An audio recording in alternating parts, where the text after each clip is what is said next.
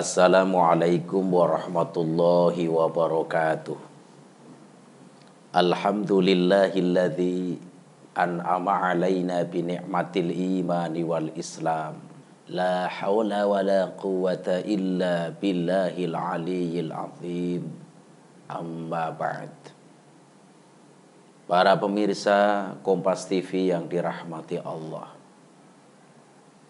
Pertama, yang paling utama, marilah kita bersama-sama memanjatkan puja dan puji syukur kehadirat Allah Subhanahu wa ta'ala yang telah memberikan nikmat-nikmatnya kepada kita semua, sehingga pada hari ini kita bisa bertemu, berjumpa dalam acara Mutiara Iman yang diadakan oleh Kompas TV.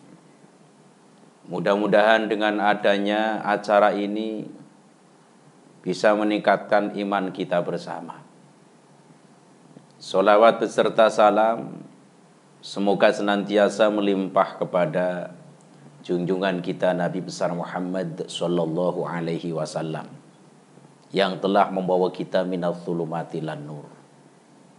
Para pemirsa Kompas TV yang dirahmati Allah, keadaan seseorang ketika akan meninggal dunia berbeda-beda.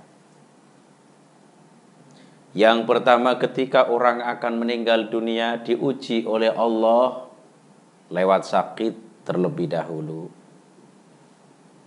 Yang kedua, orang yang akan meninggal dunia dalam keadaan sehat walafiat. Yang pertama, orang ketika akan meninggal dunia dalam keadaan sehat walafiat. Contoh, ketika kecelakaan, tertabrak motor, tertabrak mobil, tertabrak kereta api dan lain sebagainya. Ini salah satu orang meninggal dunia tapi dalam keadaan spontanitas.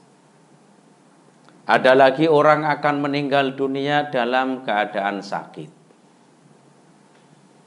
Saya terangkan dulu mengenai orang yang akan meninggal dunia tapi dalam keadaan sehat walafiat. Contoh, di salah satu daerah ada seorang ibu kemudian menyusui anaknya. Anaknya bangun, tapi ternyata ibunya tidak bangun.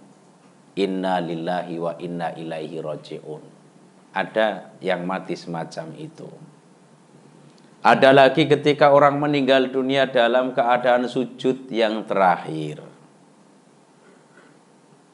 Contoh, ada orang meninggal dunia dalam keadaan sholat Jum'ah.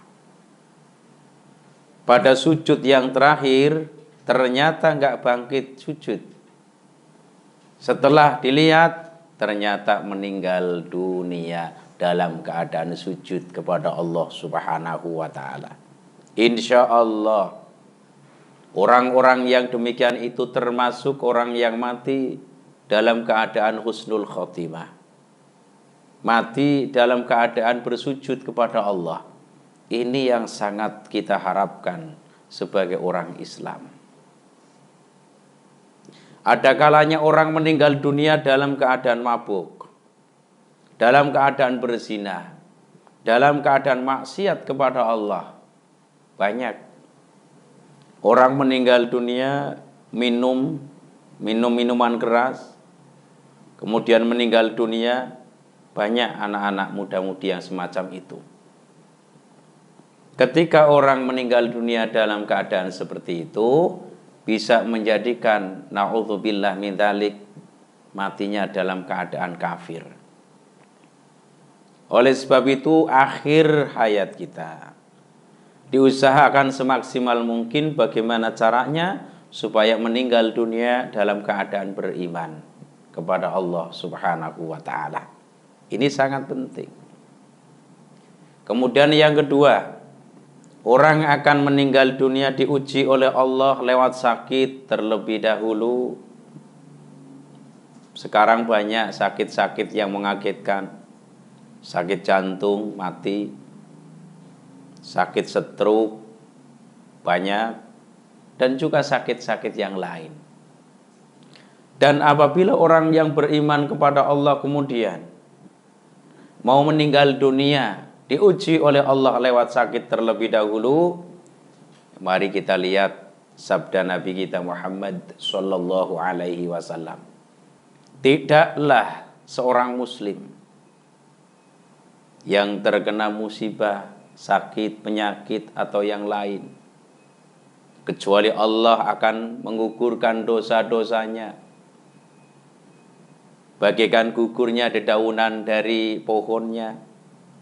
Maka ketika orang akan meninggal dunia, kemudian Allah menguji lewat sakit dahulu, maka orang tersebut bisa terkurangi dosanya. Tapi dengan catatan, orang itu adalah beriman kepada Allah Subhanahu wa ta'ala.